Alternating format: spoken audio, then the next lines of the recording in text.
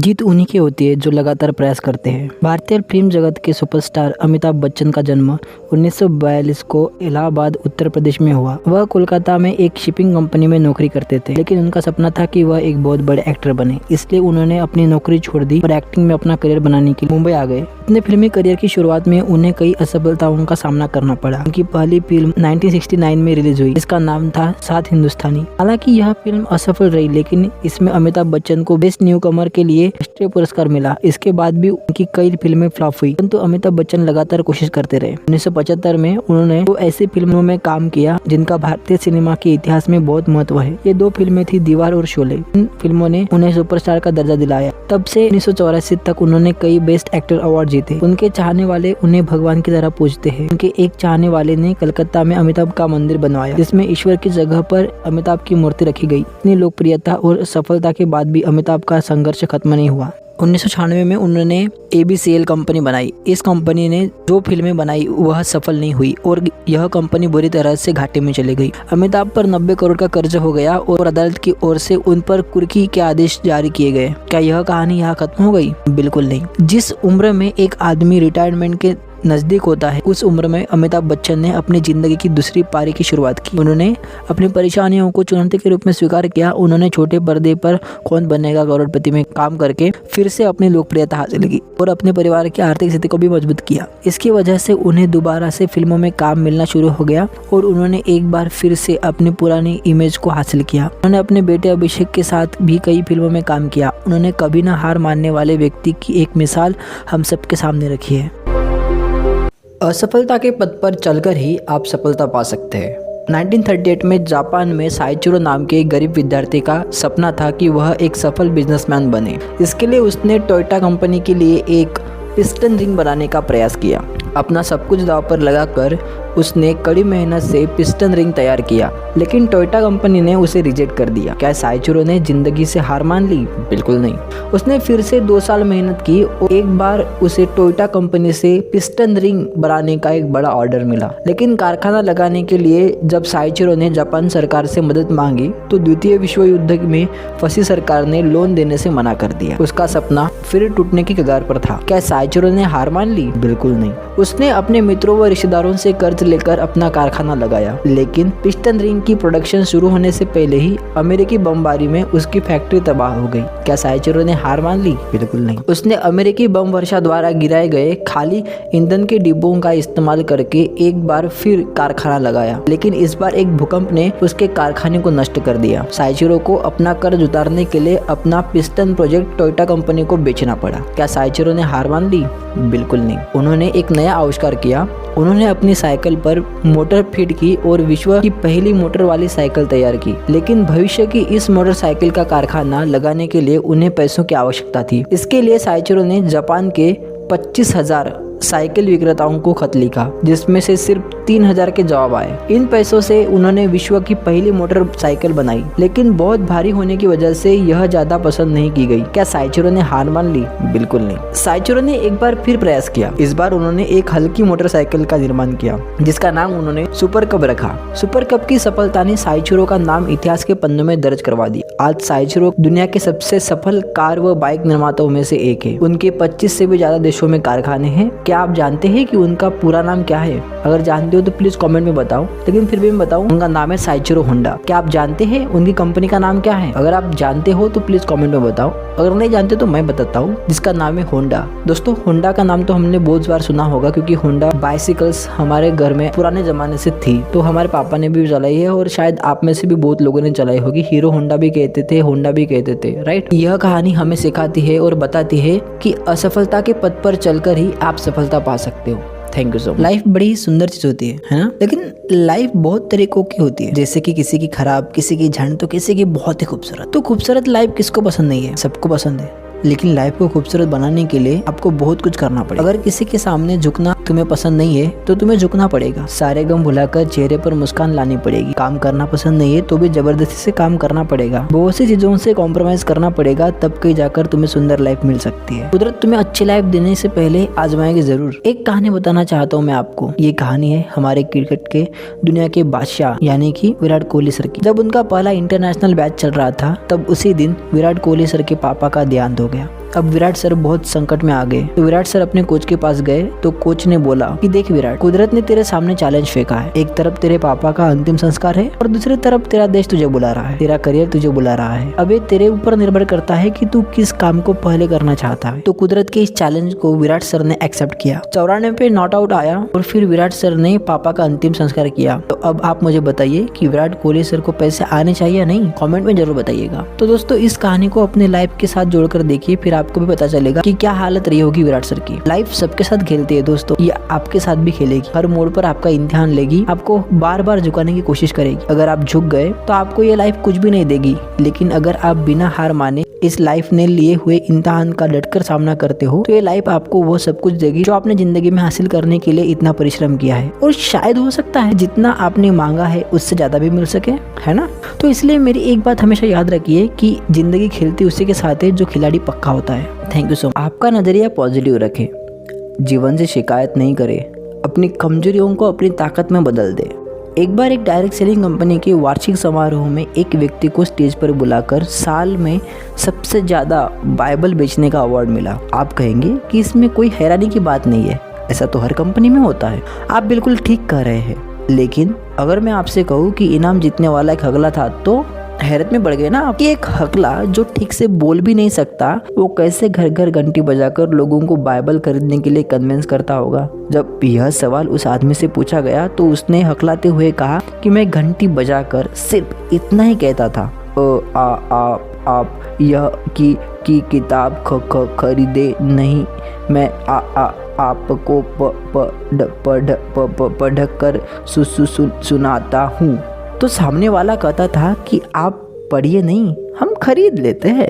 देखा आपने, उसने एक आम आदमी की तरह ही भगवान से शिकायत नहीं की कि हे भगवान कि मुझे हकला क्यों बनाया, बल्कि उसने अपनी कमजोरी को ही अपनी ताकत बना डाली। एक बार मैं अखबार में पढ़ा था कि स्टेट लेवल पर गुजरात के एक युवक मीज़ पटेल ने मार्शल आर्ट में गोल्ड मेडल जीत लिया। खास बात यह थी कि मीज़ पटेल की एक टांग में पोलियो था। अखबार में मीज़ पटेल का इंटरव्यू छपा था। जब उससे पूछा गया कि आपकी एक टांग में पोलियो है, फिर आपने एक ऐसे खेल का चुनाव क्यों किया जिसमें टांगों का सबसे महत्वपूर्ण रोल है। क्या आप जानना चाहेंगे कि मीज़ पटेल ने क्या जवाब दिया? मीज़ पटेल ने कहा, मैंने सोचा भगवान ने मुझे एक टांग दूसरों से कुछ अलग दे दी है, तो यह दूसरों से कुछ अलग जरूर कर पाएगी। जब भी मैं लड़ता हूँ तो अपनी इसी पोलियो वाली टांग को पूरा 180 डिग्री घुमा कर सामने वाले को मारता हूँ तो वह चारों खाने चित्त हो जाता है। हमेशा भगवान व भाग्य से शिकायत करते, काश मेरे पास भी वह सब होता तो मैं भी सफल हो जाता। क्या आप जानते हैं कि एक आदमी व जानवर में क्या फर्क है? जानवर जिन हालातों में पैदा होते हैं उन्हें उन्हीं हालातों में मरना पड़ता है,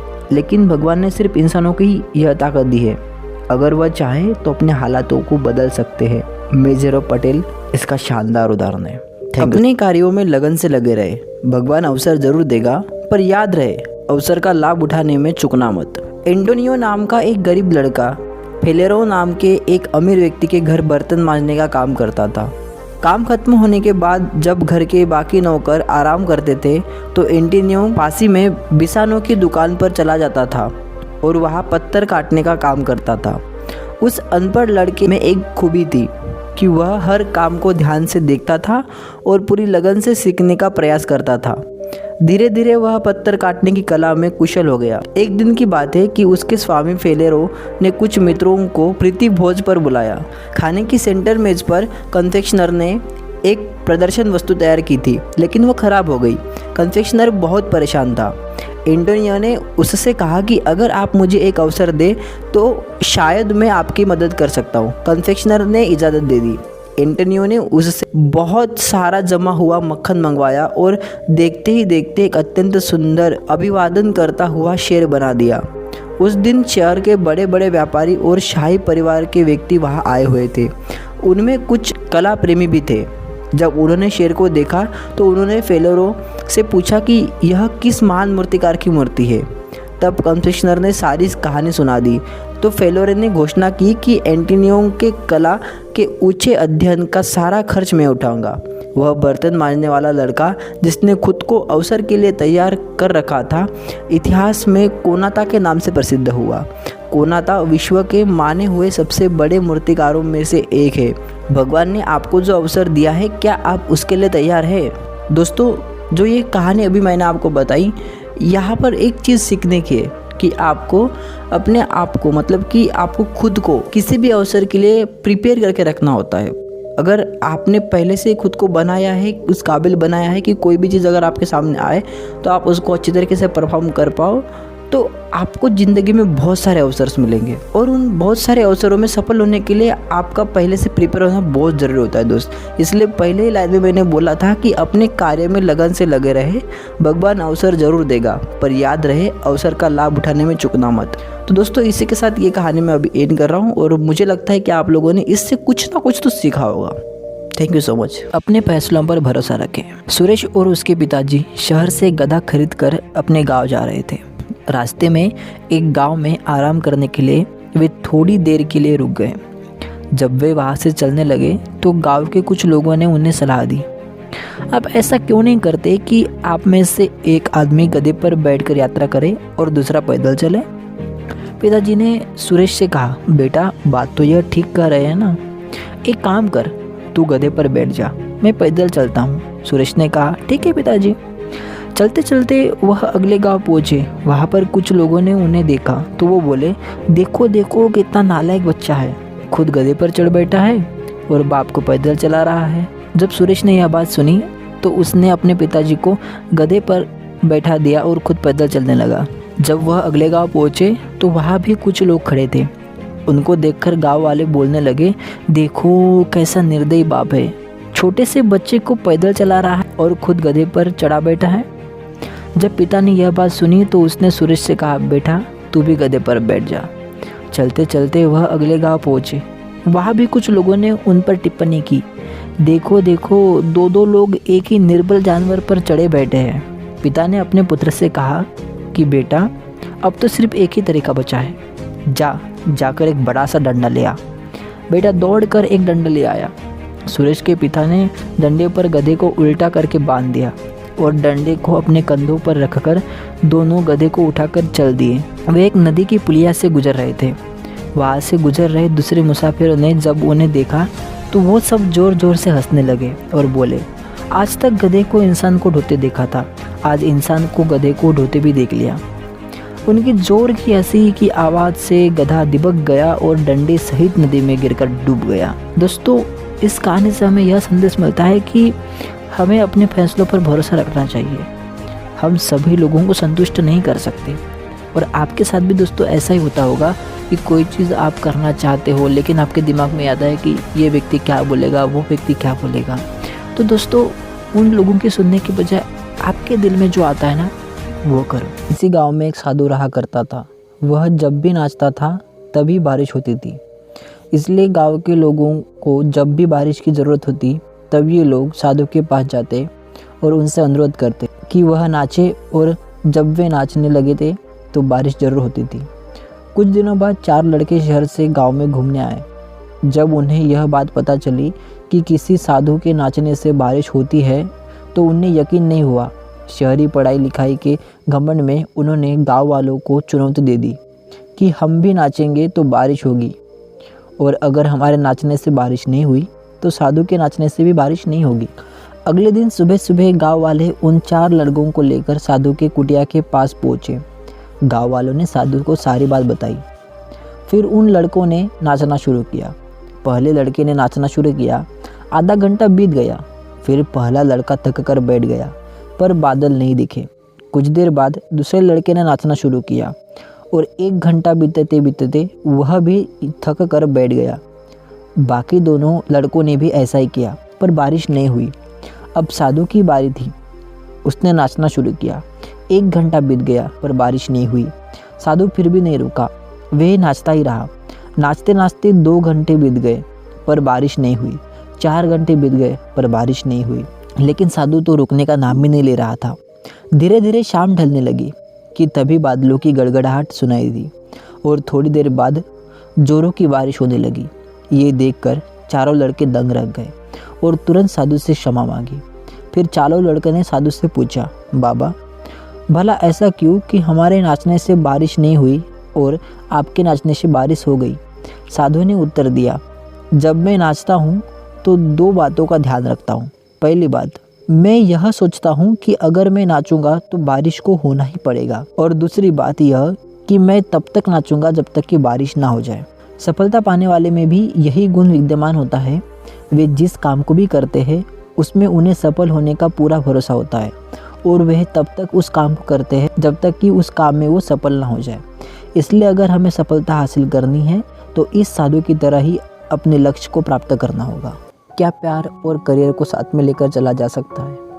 प्यार एक ऐसा एहसास जो जिस किसी को भी होता है वो माला माल हो जाता है, पैसों के मामले में नहीं, प्रेम के मामले में। ऐसा नहीं है कि प्यार सिर्फ एक लड़के और लड़की में होता है। प्यार तो एक माँ और बेटे में भी हो सकता है, गाय और बछड़े में भी हो सकता है, एक लड़की और बेजुबान जानवर में भी हो सकता है। लेकिन लोगों के सामने जब भी प्यार का जिक्र किया जाता है तो उनके सामने सिर्फ लड़का और लड़की आती है। ऐसा क्यों? क्या हमारी मानसिकता इतनी नीचे गिर चुकी है? अगर नहीं गिरी है तो फिर क्यों जब भी कोई प्यार करने वाले लड़के और लड़की दिखती है तो हम उन पर गंदे गंदे कमेंट्स करते हैं? क्यों हम उन लोगों को अच्छे से ट्रीट नहीं करते? कॉलेज में अगर किसी टीचर को पता चलता है कि ये और ये लड़का और लड़की एक दूसरे से प्यार करते हैं तो उनके तरफ अलग निगाहों से देखा क्यों जाता है? आखिरकार क्यों क्यों क्यों? क्या प्यार करना कोई गुनाह है? क्या प्यार करने वाले लोग जीवन में कुछ कर नहीं सकते? सवाल आपसे।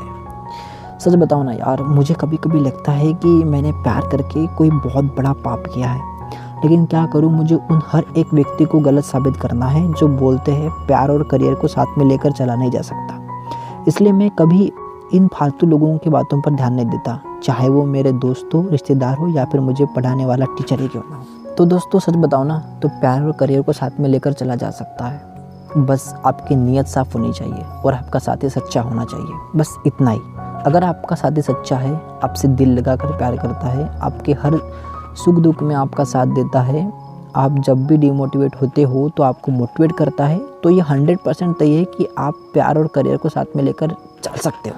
आपको बोला जाता है कि प्यार मत करो, अपना करियर बनाओ, फिर ऐसी लड़कियां हज़ारों मिल जाएंगी। पर क्या मतलब उन 1000 लड़कियों का जिन्होंने आपका स्ट्रगल, आपकी मेहनत कभी देखी ना हो?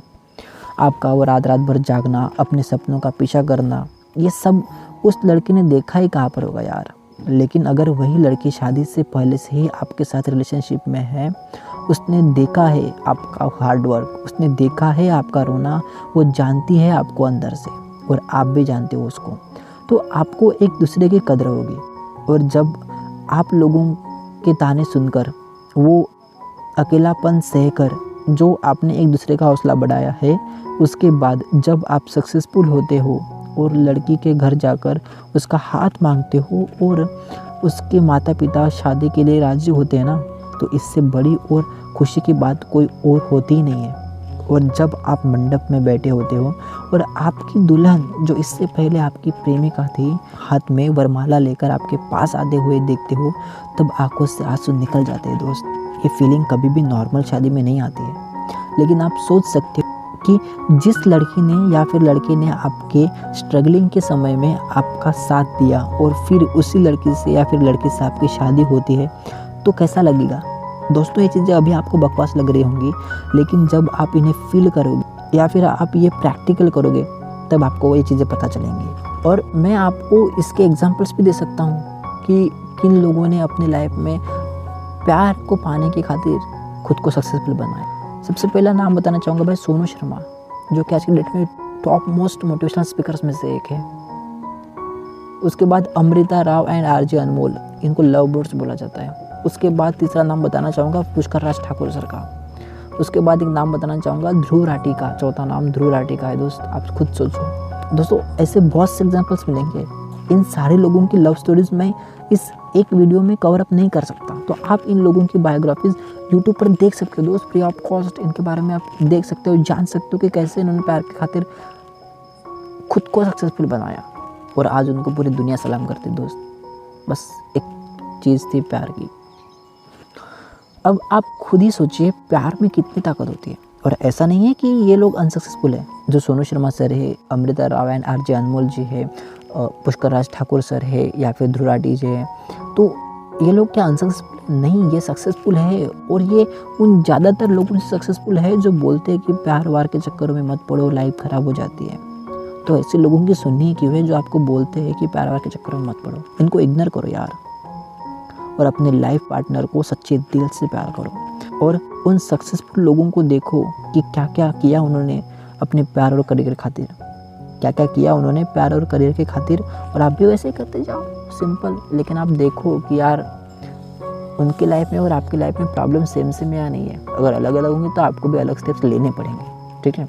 तो इसलिए दोस्त मैं बोलता हूँ कि जीवन में एक ऐसा व्यक्ति होना ही चाहिए जो आपके हर सुख दुख में आपका साथ दे।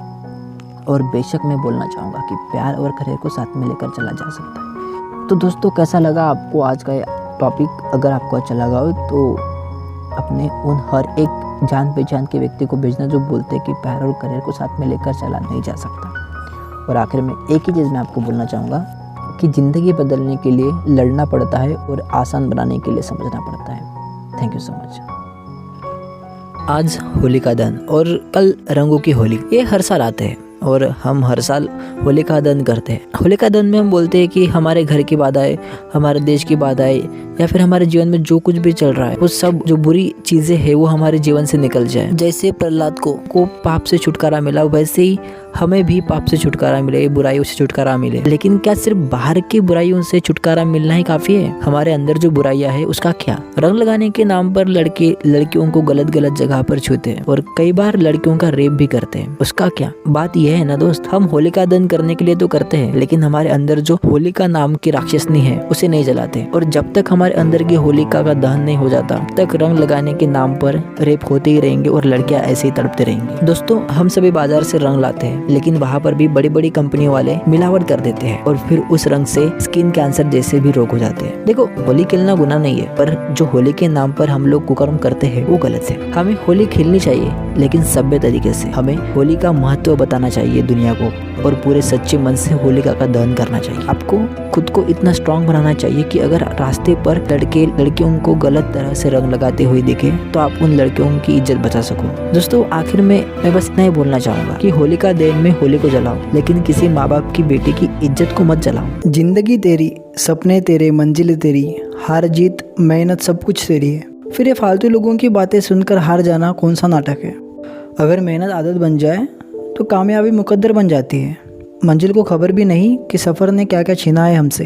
अपने सपनों की उड़ान किसी और से पूछकर मत भरो। समय इंसान को सफल नहीं बनाता, समय का सही इस्तेमाल इंसान को सफल बनाता है। गरीब रहोगे तो कोई ध्यान नहीं देगा, मेहनत करोगे तो सब हंसेंगे, जब कामयाब होंगे तो सब जलेंगे। जब भी तुम्हें लगे कि सब कुछ ख़त्म हो गया, अब कोई भी ऑप्शन नहीं बचा, तो याद रखना कि ये वही पल है जहाँ तुम्हारी ज़िंदगी एक नया मोड़ लेने वाली है। मायूस मत हो बंदे, वजूद तेरा छोटा नहीं, तू वो कर सकता है जो किसी ने सोचा नहीं।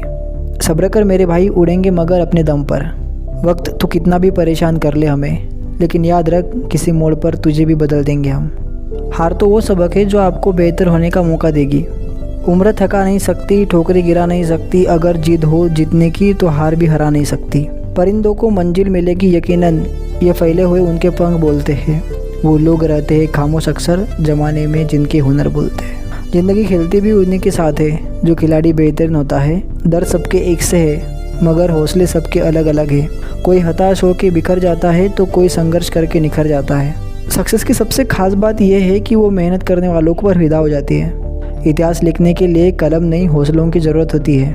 क्या फ़र्क पड़ता है कि लोग तुम्हारे बारे में क्या सोचते हैं? तुम्हें यह निश्चित करना ही होगा कि लोग तुम्हारा भाग्य अपनी सोच से लिखे या तुम अपना भाग्य खुद से लिखोगे। मुश्किल नहीं है कुछ दुनिया में, तू ज़रा हिम्मत तो कर। ख्वाब बदलेंगे हकीकत में, तू ज़रा कोशिश तो कर।